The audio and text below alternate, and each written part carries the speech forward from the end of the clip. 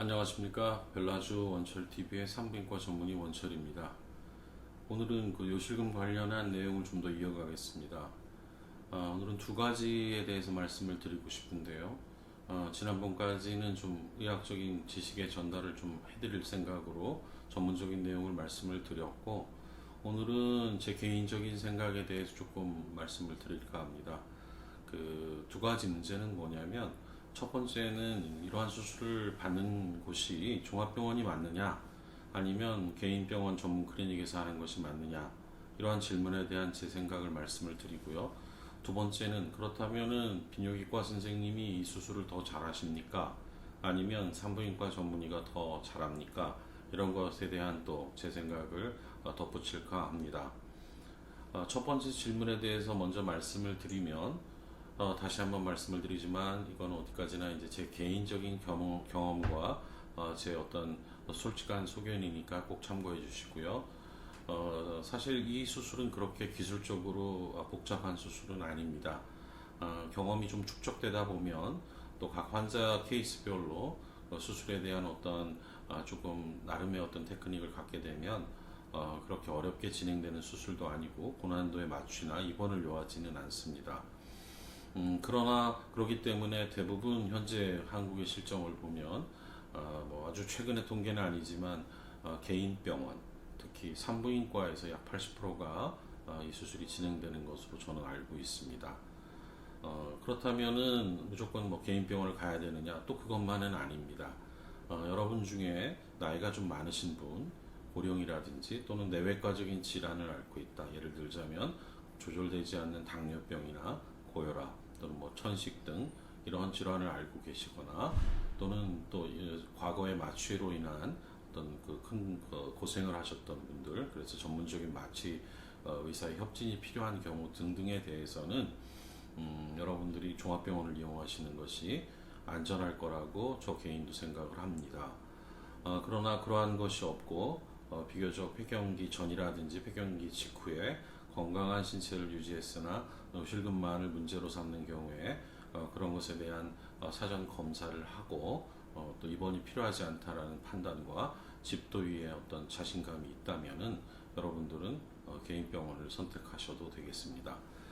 이러한 수술 자체에 대해서 사실 크게 걱정하는 분들이 있는데 입원을 하지 않고 다음날 출근해서 본인의 일을 할 수 있을 정도라면은 그렇게 복잡하거나 위험하거나 한 수술은 아니겠습니다.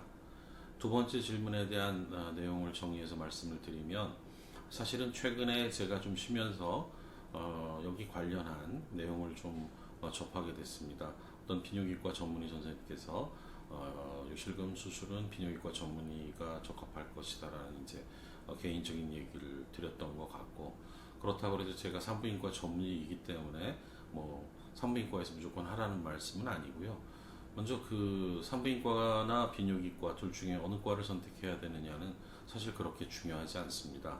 아까 방금 말씀드렸지만은 우리나라 여성들은 비뇨기과를 찾아가는 것보다는 산부인과를 다녀오시는 것을 조금 더 편하게 생각하시는 그런 문화적 차이가 있기 때문에 사실 산부인과에서 많이 이루어지는 수술이기는 합니다. 하지만 또 비뇨기 관련한 질환이고 또 요도나 방광 관련한 그 시술을 하기 때문에 이러한 경우는 또 비뇨기과가 또 적합하다는 생각도 맞습니다. 그러면 무슨 얘기냐?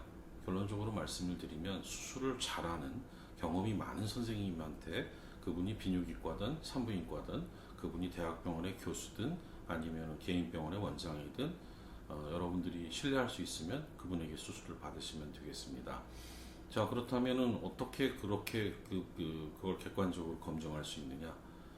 몇 가지 요소를 여러분이 직접 확인하실 필요가 있겠는데요.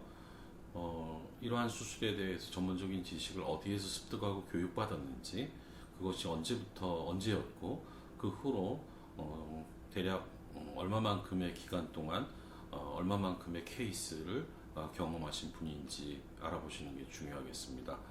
뭐 요새 그 의료 광고가 약간은 좀 과하게 부풀려지는 경향이 있다 할지라도 여러분이 그 직접 의사 선생님 면전에서 만나서 질문했을 때 뭐 그거에 대해서 전혀 관련 없는 거짓말을 할 수 있는 의사는 저는 없다고 생각을 합니다. 그래서 그분에 대한 신뢰감이 생겨야 될 것이고, 또 한 가지 중요한 것들은 이러한 수술을 받은 환자분들의 치료 성공률이 되겠습니다. 보통 85에서 95% 정도 치료 성공률과 또 나머지 재발률을 책에는 나오고 있지만, 경우에 따라서는 그것보다 이상되는 병원의 어떤 조금은 좀 성공률이 높지 않은 병원도 있을 것이고요. 또 치료 성공률이 거의 100%에 가까운 병원, 실패율이 거의 없고 재발률이 없는 병원도 분명히 있을 겁니다. 따라서 이러한 수술 후에 환자들이 과연 얼마나 치료에 성공했고, 또 그 후에 재발은 어땠는지, 그동안 수술했던 그 성적에 대해서 여러분이 직접 물어보실 필요가 있다고 생각을 합니다. 또 한 가지는 이러한 수술로 인해서 부적절한 그런 결과들, 예를 들면 의료사고나 합병증이 우리가 기대할 수 있는 상황도 있을 수가 있거든요. 본인의 건강에 따라서. 그러나 이제 그런 것들을 잘 선별해서 문제가 없도록 수술하는 것이 의사의 실력이라고 생각하기 때문에 여러분께서 선택하실 병원이 또 합병증이나 또 그런 것 때문에 전원한 환자를 재수술하거나 이러한 경력은 얼마나 되는지에 대해서도 여러분이 직접 물어보실 필요가 있다고 생각을 합니다. 사실 이러한 질문을 외래에서 받게 되면 조금은 불쾌할 수도 있겠지만, 본인의 건강을 위해서 또 자신의 어떤 중요한 소중한 장기를 고치는 일이기 때문에 그러한 것들에 대해서는 여러분들이 꼭 짚고 넘어가시고, 그 선생님과의 어떤 상담과 진찰과 또 검사에 따른 결과에 대한 신뢰감을 갖는 것이 중요하겠고, 수술 후의 관리에 있어서도 이렇게 된 경우에는 서로 협력해서 잘 치료가 되리라고 생각을 합니다. 또한 병원, 또 수술 받으실 병원을 직접 방문해서 그 병원이 내가 수술받기 안전한 것인가에 대한 판단도 본인이 스스로 할 필요가 있다고 생각을 합니다.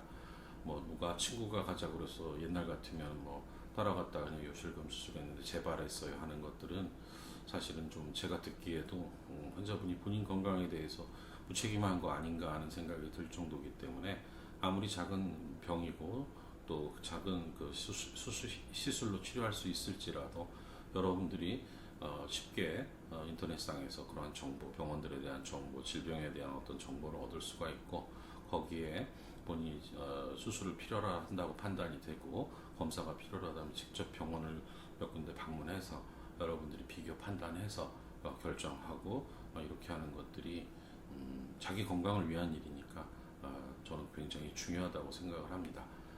정리해서 말씀을 드리면 수술은 그렇게 어렵지 않고 회복도 빠른 편이나, 경험이 많고 또 수술에 대한 문제가 없었던 수술 잘하는 선생님한테 받으시면 되는 그러한 간단한 시술이니 여러분들이 꼭 참고하셔서 다른 문제가 생기지 않기를 바라겠습니다.